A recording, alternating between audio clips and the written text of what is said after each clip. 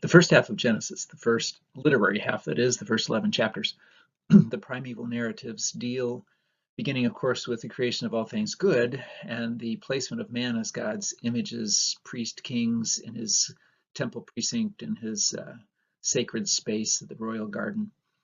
After that, of course, we have the fall, and we have man cultivating sin, so to speak. In other words, man is doing all the things that are going to bring about the negative consequences of rebellion against God.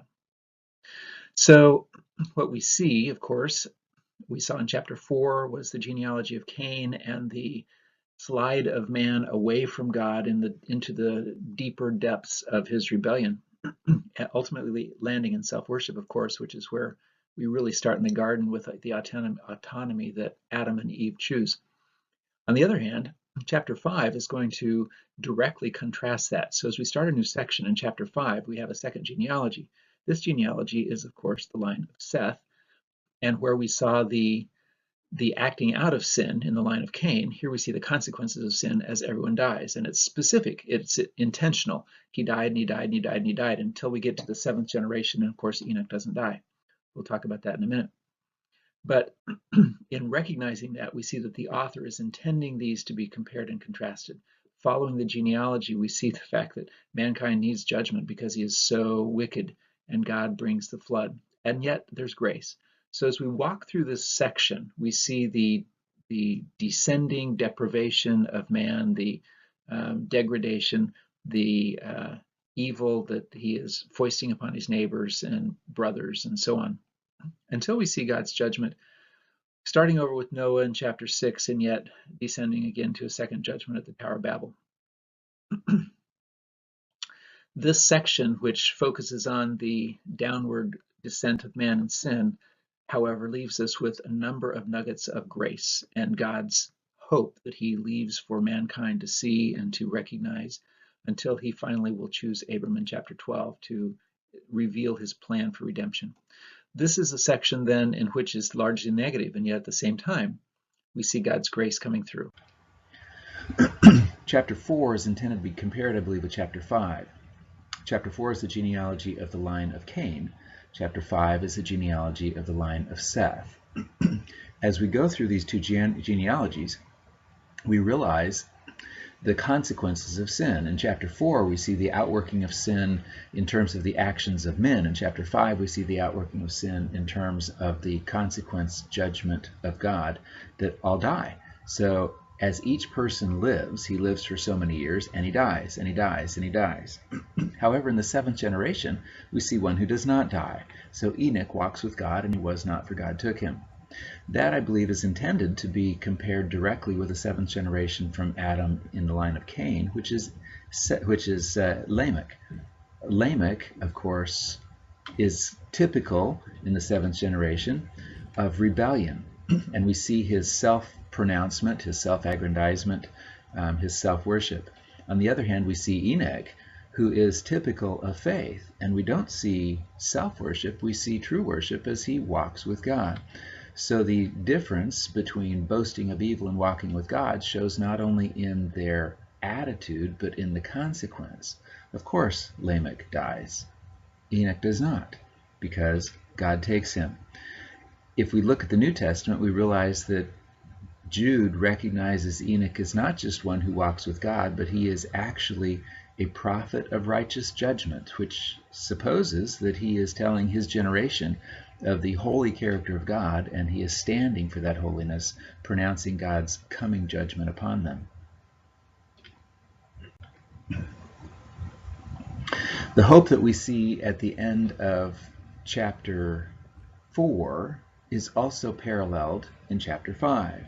As I mentioned, Enoch doesn't live, he walks with God, at least according to the text.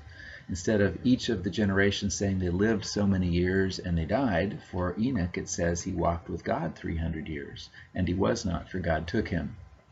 So not only does he not live, at least in the record of the chronicler, the guy who's given us the genealogy, he doesn't, he doesn't die because he was no more.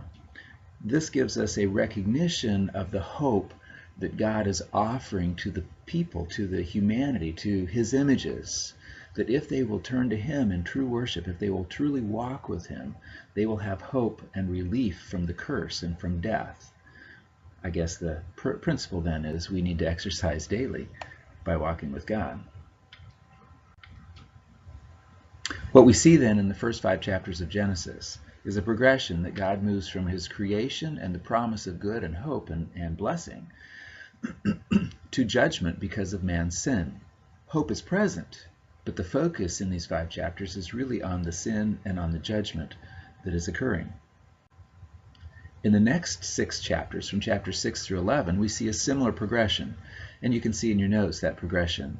It begins again with a recreation after the flood, but it will ultimately turn again to judgment because of man's rebellion and desire for autonomy, as we see the Tower of Babel in chapter 11.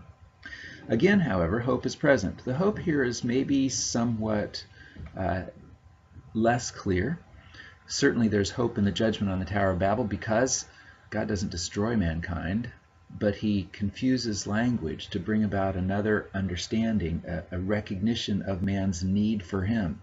Actually, I believe all of God's cursing is this way. So when God presents pain and frustration to Adam and Eve because of their sin, it's intended, I believe, to show them their need for God, that they need him to give them relief. The same is true here. When God gives them confused languages, it will cause pain and frustration. It will cause pain as men begin to war against men, and it will cause frustration as they're unable to accomplish their purposes, but all of that is to show mankind his need for God. The hope, however, is also seen at the end with the final genealogy that takes us to Abram, because Israel, as they're reading this, would understand that God has chosen Abram, and so he is the hope for relief from this condition that mankind is in. When we get to chapter 9, we will recognize the covenant that God makes with Noah, but even as early as chapter 6, we see that Noah is different. In chapter 6, verse 8, Noah finds grace in the eyes of the Lord. And then in verse 9 of chapter 6, we see that Noah is righteous, blameless, and walks with God. I don't know if you've thought about that, but what a crazy thing to have said about you. Can you imagine God saying to you, you are righteous, you are blameless, you are walking with me? How many of you can assert that? On the other hand, perhaps if you're tracking with me, you're thinking, well, of course I can assert at least some of that. Are you righteous? Well, Paul tells us that we are righteous if we are trusting in Christ. What does God mean that Noah was righteous? Well, the way that I would define righteousness in the Old Testament is actually the same way I would define righteousness in the New Testament. Certainly the Old Testament will look at actions as well, and it will deal with actions as parts of righteousness, but if we turn over to Genesis chapter 15 and verse 6, a verse that I'd like you to memorize. In Genesis 15:6, God says of Abram that he believed God and God credited it to him as righteousness. He believed God and God credited it to him as righteousness. In other words, God counts faith as righteousness. Now that's exactly what Paul says in Romans chapter 4. Paul goes back to this very verse, Genesis 15:6, and says that all men are righteous before God on the basis of faith. When Moses states then that Noah is righteous, and he defines that for us in Genesis 15:6 as the response of faith, which of course is going to show in what he does, but faith is the key, I would suppose then that Moses is telling us that Noah is also one who has come to God on the basis of faith. What does it mean that he is blameless? Well, in Hebrew, the idea of blameless is not dealing with perfection. The idea of blamelessness is dealing with integrity. He's upright. He follows God. It goes along with the last phrase. He's walking with God. He's pursuing a relationship with God. And God says, by walking in integrity with him, which would include, of course, confession of sin, of course it would include obedience and pursuing God, to know God, to follow God, that person is one that he honors. That's the righteous person, the one who believes. And the one who believes by faith is going to respond in obedience. So when it talks about Noah being righteous, blameless, and walking with God, it's not talking about a perfect person. It's talking about a person who has responded to God in faith and integrity, following after him. In Genesis chapter 6 through 9, then, of course, God brings about the flood, the judgment. But God brings Noah through, and he makes a new covenant with Noah in chapter 9. That new covenant that he makes with Noah is really with all mankind, and is showing that God is going to deal graciously with man because the heart of man has not changed. Oh, it's not a surprise, but it is necessary to understand. God is showing man the consequences of sin with judgment, but he's also showing that he must have grace because the issue is far deeper than man's actions. It is his heart. So with chapter 10, God is following this up for the nation of Israel to show how they relate to all the nations around them. Chapter 9 ends with the sons of Noah. Chapter 10 shows how the descendants of the sons of Noah spread across the earth and how those will relate to nations that Israel knows, and how Israel then relates ethnically, if you will, to the nations around her. It will also show us then the prelude to chapter 11, which is the consequence of sin, because as we see in chapter 10, we already see mankind spreading to where the languages have been changed. That, of course, goes beyond chapter 11, but shows us the consequence of chapter 11.